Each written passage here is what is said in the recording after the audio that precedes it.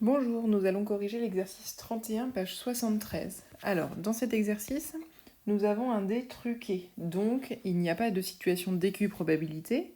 Chaque face n'a pas forcément la même chance d'être obtenue.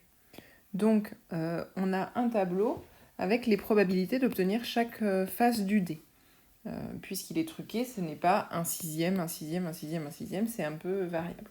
La somme de toutes les probabilités fait 1, donc la probabilité totale c'est bien égal à 1, et on nous définit un événement qui est l'événement E. Le nombre sorti est inférieur ou égal à 5, c'est-à-dire ça va être 5, 4, 3, 2 ou 1. Alors, donc première question,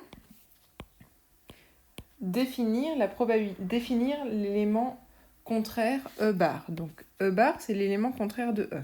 Donc si E c'est obtenir un nombre inférieur ou égal à 5, E bar, ça va être obtenir, donc le contraire de inférieur ou égal, c'est strictement supérieur. Obtenir un nombre strictement supérieur à 5. Il ne peut pas être égal à 5, parce que égal à 5, c'est dans l'événement E. Donc un nombre strictement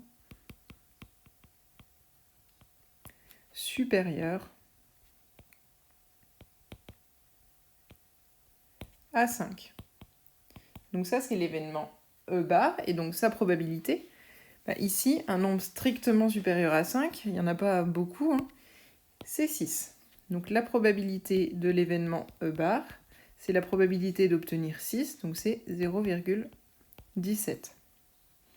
En déduire la probabilité de l'événement E, donc on a une formule dans le cours qui nous dit que lorsqu'on additionne la probabilité d'un événement et de son contraire, ça doit faire 1, les probabilités totales. Donc finalement, le meilleur moyen de trouver la probabilité de E, c'est de faire 1 moins la probabilité de E bar. Donc ici, ça fait 1 moins 0,17. Donc ça fait 0,83. Donc là, on obtient la probabilité d'obtenir un nombre inférieur ou égal à 5, la probabilité de l'événement E.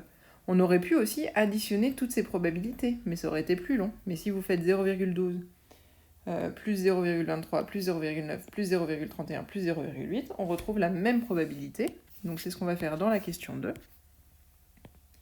Une autre manière de calculer la probabilité de l'événement E, c'est d'additionner la probabilité de chacune des issues qui le constituent, donc 0,12, plus 0,23, plus 0,09, plus 0,31, plus 0,08.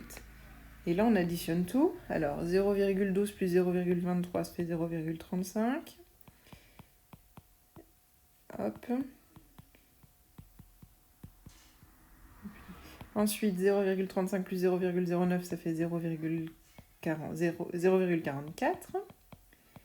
0,44 plus 0,31, ça fait 0,75. Et 0,75 plus 0,8, ça fait bien 0,83.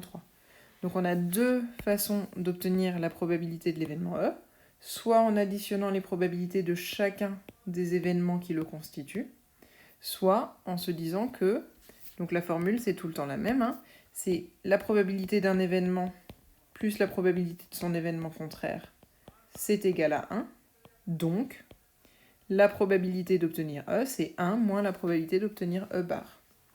Voilà.